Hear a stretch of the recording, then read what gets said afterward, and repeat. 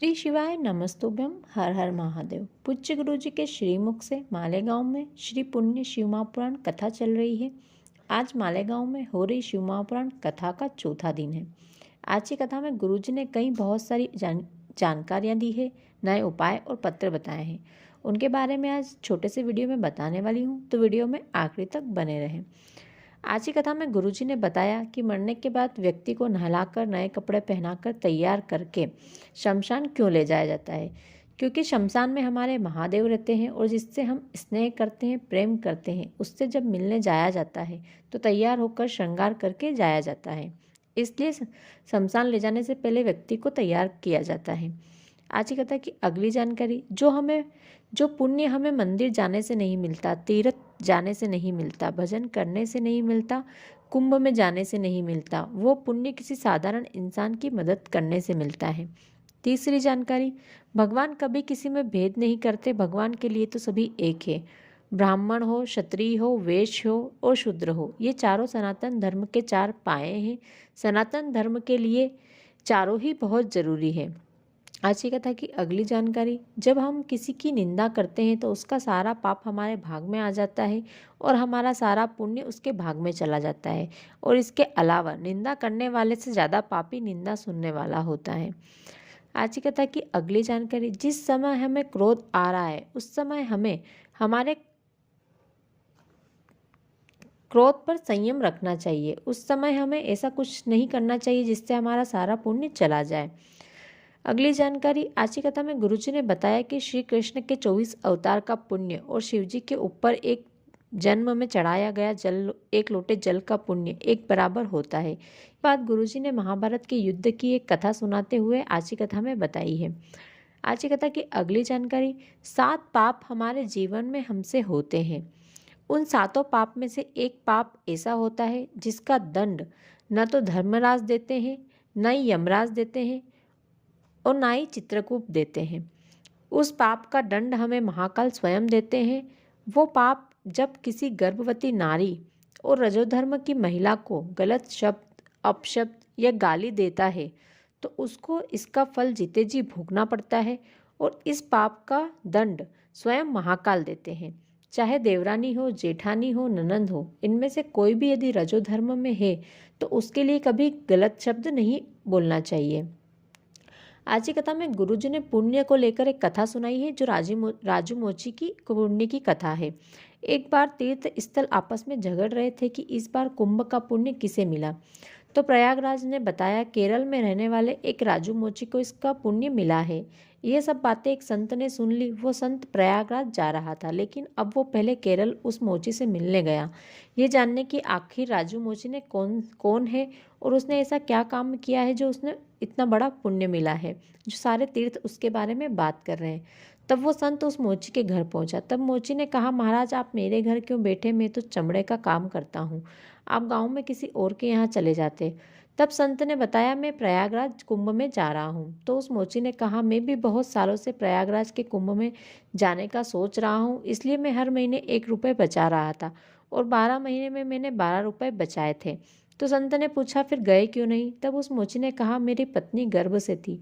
तब पास के घर में मेथी की सब्जी बनी तो उसकी खुशबू मेरे पति को आ गई और उसे उन्हीं के यहाँ की सब्जी खानी थी। तो मैं उनके यहाँ सब्जी लेने पहुँचा तो मैंने दरवाज़ा बजाया और काकी ने दरवाज़ा खोला। मैंने काकी को कहा, आपके यहाँ मेथी की सब्जी बनी है और मेरी पत्नी गर्भ से है और उसको आप ही के यहाँ की सब्जी खानी है। तब काकी ने बोला, सब्जी तो बनी है पर मैं तुम्हें दे नहीं सकती। तब मोची बोला, क्यों, मैं मोची हूँ इसलिए और आप साहूकार हैं इसलिए आप नहीं दे सकती। आप बड़े लोग हैं, मैं छोटा हूँ इसलिए आप सब्जी नहीं दे रही हैं। तब काकी ने बोला, नहीं भैया, ये सब जो दिख रहा है, बड़ा घर, गाड़ी, मोटर, ये सब कर्जे में डूबा है। हमारे घर में खाने को कुछ नहीं है, बच्चों की पढ़ाई तक का पैसा नहीं है। तुम्हारे काका को कई दिन हो गए वह घर नहीं आए और यदि घर आते भी हैं तो पीछे के दरवाजे से आते हैं ताकि उन्हें कोई देख ना ले। हमने 5 दिन से कुछ नहीं खाया, हमारे घर में 5 दिन से खाना नहीं बना। कल किसी का उठावना था, तीसरा था और मरने वाले व्यक्ति को मेथी पसंद थी तो उसके परिवार वालों ने वहाँ शमशान में मेथी रखी थी। मेरे पति वहीं से वो मेथी उठाकर लेकर आए हैं।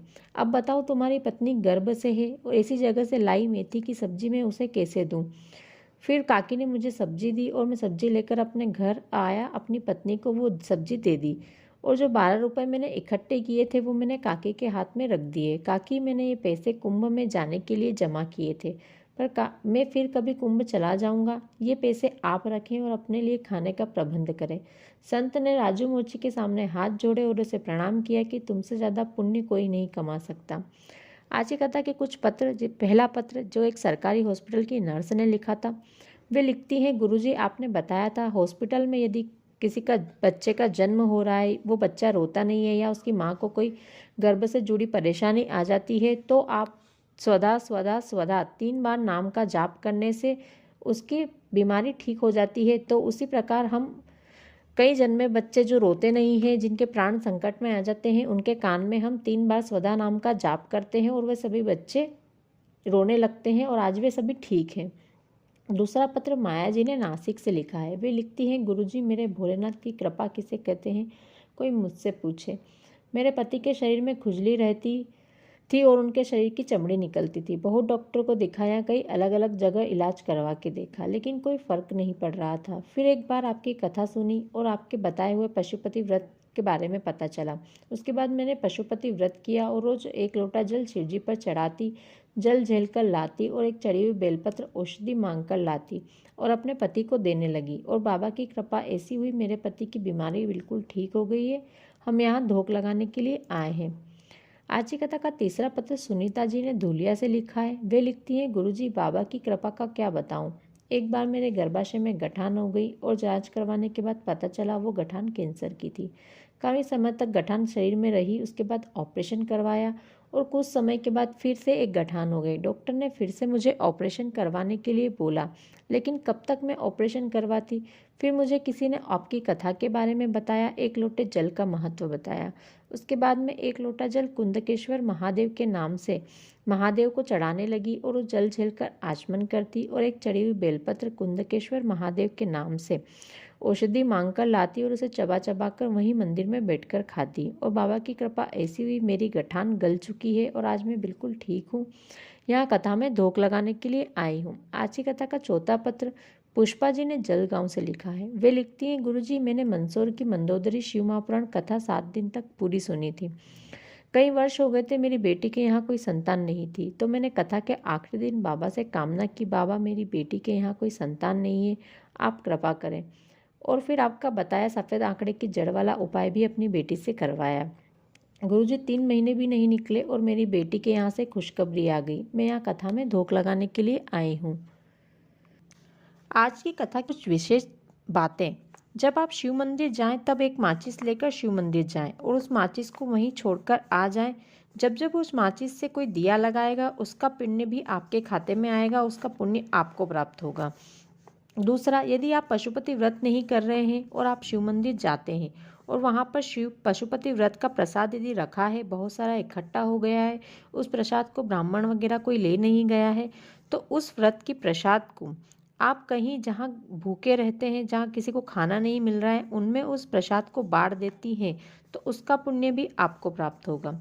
शिव मंदिर में चढ़ी हुई बेलपत्र को घर लाकर सुखाकर उन सूखी बेलपत्र को पीसकर चूर्ण बना लें और उस पाउडर को भी जो बेलपत्र खाते हैं और जिनके मुंह में बेलपत्र खाने से छाले पड़ जाते हैं, उन्हें वो पाउडर बांटना चालू कर दें। इसका पुण्य भी आपके खाते में होगा और आपको प्राप्त होगा। आज की कथा में गुरुजी ने अपनी अगली कथा जो होने वाली है उसकी जानकारी दी है। गुरुजी की अगली कथा 2 जनवरी से 8 जनवरी तक कोकड़ी गांव में बालोदा बाजार में होने वाली है। इस कथा का नाम गुरुजी ने आशुतोष शिव महापुराण कथा रखा गया है। इस कथा में गुरुजी भगवान भोलेनाथ के आशुतोष अवतार के बारे में हमें बताने वाले हैं। यदि आप इस कथा की संपूर्ण जानकारी प्राप्त करना चाहते हैं या फिर इस कथा में जाना चाहते हैं तो उसका एक वीडियो मैं अपने चैनल पर डालने वाली हूं। यदि आपने मेरे चैनल को अभी तक सब्सक्राइब नहीं किया है तो तुरंत सब्सक्राइब कर लें, साथ ही नोटिफिकेशन बेल को प्रेस कर लें ताकि जब भी मैं वो वीडियो अपलोड करूँ तो आपको नोटिफिकेशन मिल जाए और आप उस वीडियो को देखकर सारी जानकारी को प्राप्त कर पाएँ। तो दोस्तों, ये थी आज की कथा की कुछ विशेष जानकारी, उपाय और पत्र जो गुरुजी ने आज की कथा में बताए हैं। यदि आप आज का वीडियो आपको थोड़ा भी अच्छा लगा हो तो वीडियो को लाइक कर दें और साथ ही इस वीडियो को ज़्यादा से ज़्यादा शेयर करें, ताकि जो भी आज की कथा किसी कारणवश नहीं सुन पाए हैं तो इस छोटे से वीडियो के माध्यम से आज की संपूर्ण कथा का रसपान वो कर सके और उसका समय बच सके। धन्यवाद।